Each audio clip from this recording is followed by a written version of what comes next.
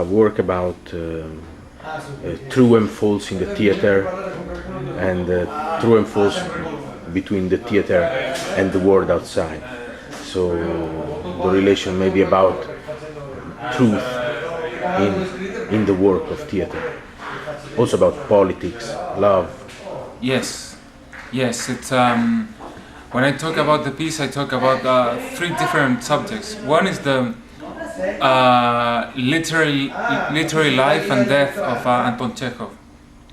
Secondly, political history of the 20th century, especially Russian Revolution. And third is the craft of acting, which is very important for us, for the three of us, for the four of us actually. We all teach theater at the university, and we're always struggling with the idea of how to perform, what is truth, what is not truth. So we're always dealing with that, and always with a sense of humor. So the play is a combination of those three sources. And what do you think was the most difficult thing in your playwriting? Because you directed the play, but you also wrote the text, and the text is quite complex about these three stories, one into the other: politics, private stories, psychology of the actor itself. What was the main difficulty? The main difficulty is to deal with the political issues, because in my generation, in my country, there was a big disappointment, a big disillusion after the Berlin Wall fell, because in a lot of people of my generation, there was the hope that there was a different alternative to the American style of capitalism. And when that fell, all the hopes for a real change in society fell too. So we always looked at the Russian Revolution as possibility of real change.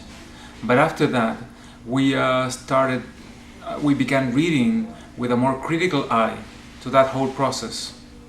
So it was really hard for me to analyze the political ideas of the socialist revolution from the point of view of Chile. So I had to do it from the point of view of a Russian, but not a Russian that is living the Russian Revolution of 1917, but of a Russian who is living then the pre-Russian Revolution from 1905, which was the first... when the idea was starting to grow up. It was starting to go. So I put all my my political views into the character of Masha, who is... Yes, the other actress. Yes, she's mostly an anarchist. Yes. And the anarchists, as I learned later, were one of the first victims of the revolution. Because they never fit into a political scheme. Exactly. So this anarchist has the capacity of looking ahead and seeing what is not going to work in the future. The problems of the revolution are already in place when the revolution is generating its own principles. So I have a sort of an opportunistic view.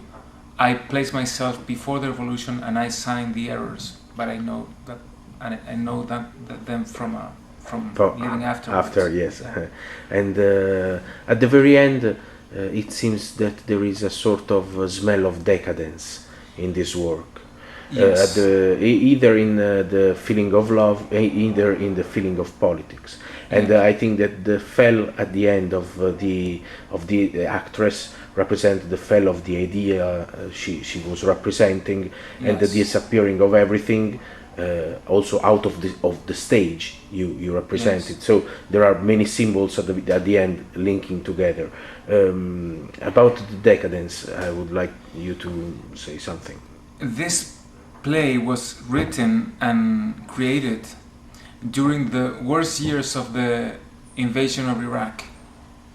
So when we were rehearsing this idea about exploring the life of Anton Chekhov, we were reading the news of the carnage and all the killings in Iraq. And it was really hard for us. What are we doing? What kind of work are we doing? We are rehearsing a play while people on the other side of the world are being killed by the thousands. So it seemed very absurd. It was so absurd that we thought maybe this whole theater thing is completely absurd and we should not be doing it. It seemed very romantic and very useless.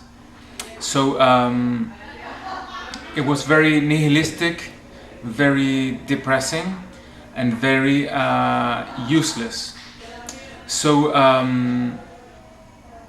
that's one of the main contents of the play, especially because of the moment, the specific international political moment when it was created. However, we still believe in theater and we are in general optimistic, but we don't explore the optimism in the words of the play. We try to make a vital stage, so to speak, vital acting, vital emotions, action on stage. So even when we are saying that theater might be useless, hope or political hope is useless, what happens on stage is still vital and necessary.